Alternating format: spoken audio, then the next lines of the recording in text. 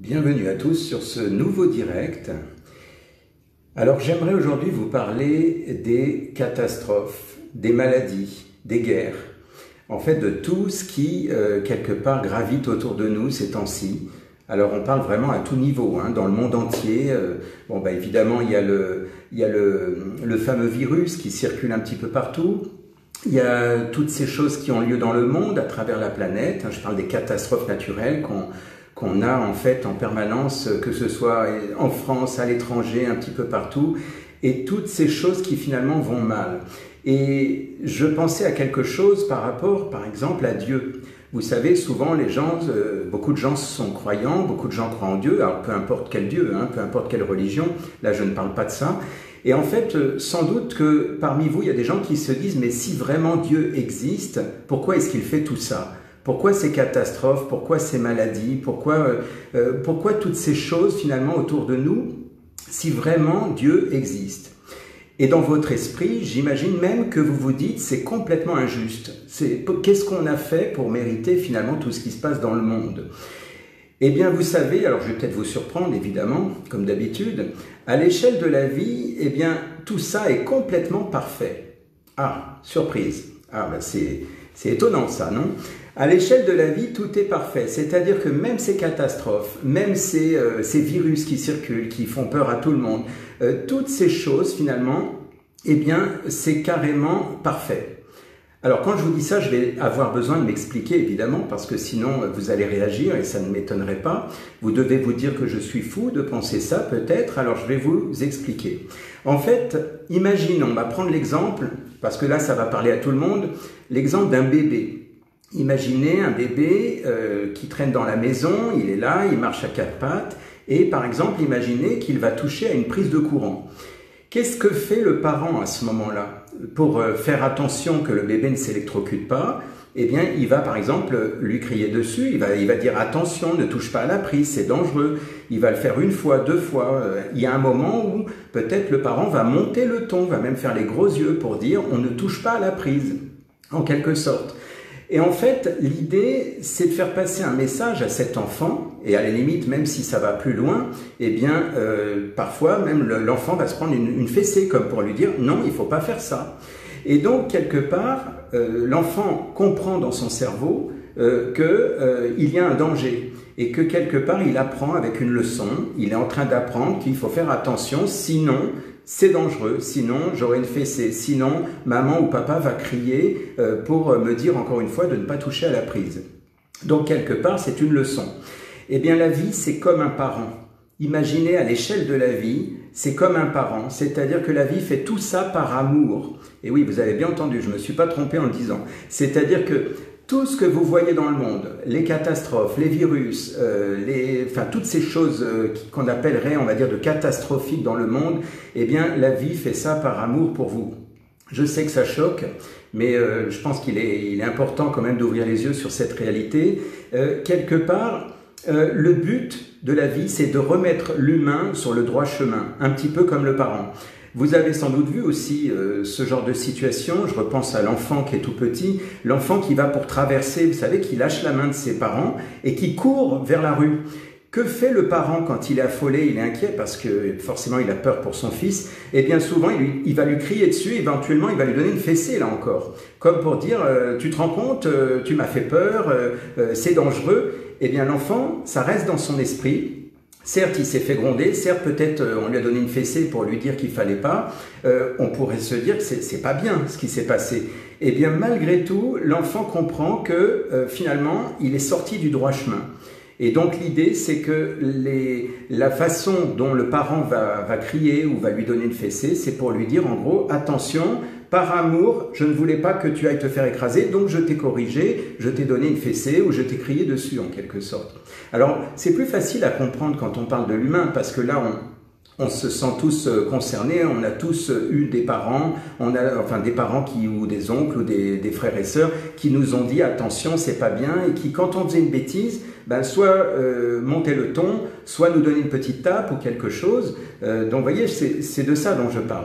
Et si je reviens à l'échelle de la vie, eh bien l'échelle de la vie, c'est la même chose, mais en grandeur beaucoup plus importante, on va dire. J'allais dire grandeur nature, c'est le cas de le dire.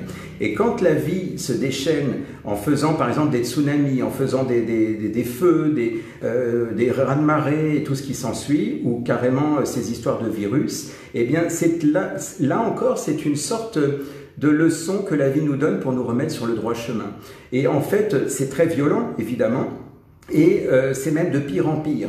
Et c'est même de pire en pire parce que quelque part, un peu comme le bébé, eh bien, qu'est-ce qui se passe? C'est que quelque part, ça recommence de plus en plus fort jusqu'à ce qu'on comprenne la leçon.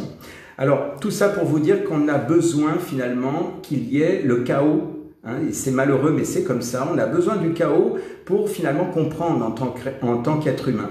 Pourquoi? Parce qu'en tant qu'être humain, on a notre mental et on est têtu et on est rebelle et en quelque sorte, jusqu'à ce qu'à un moment donné, on finisse par se dire « bon, allez, stop, je me calme, etc. » Et ce genre de choses, eh bien, la vie fait ça pour nous aider. Et quelque part, si vous voulez, le mal a pour but de nous conduire vers l'amour.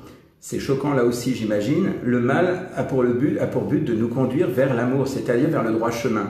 Si on sort des rangs, eh bien, pour le coup, il y a plein de choses qui sont chaotiques. Et c'est ce qui se passe dans le monde avec tout ce qui se joue, tout ce qui se fait, parce que bien quelque part on s'est laissé aller à vouloir prendre place sur cette planète, à vouloir dominer les choses. Et pour le coup, eh bien voilà, on en paye un petit peu les conséquences à grande échelle. Alors vous pourriez dire oui, mais c'est injuste parce que moi je n'ai rien fait pour ça. Moi je me suis toujours tenu comme il fallait. Alors c'est vrai que à ce niveau-là, bien j'allais dire la vie ne fait pas le tri en disant oui, mais là il y a les gentils, eux on va les laisser tranquilles.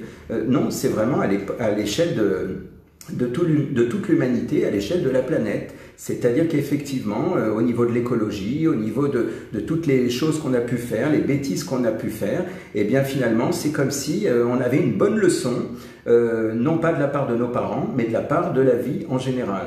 Et quelque part, il est important aussi de se dire que le mal est une création de la vie. Et oui, si vous croyez en Dieu, ou peu importe, si vous croyez en la vie d'une manière générale, qui a créé le mal en quelque sorte? Eh bien, c'est la même chose, c'est une création. Donc ça vient finalement de la source, ça vient de tout ce qui a été créé au fond de vous-même en fait, à l'intérieur, dans cette planète. Et donc si ce mal est une création de la vie, ça va vous surprendre encore, mais c'est aussi l'amour.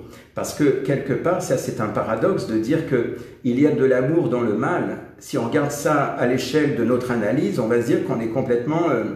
que je suis complètement tombé sur la tête, oui, tout à fait.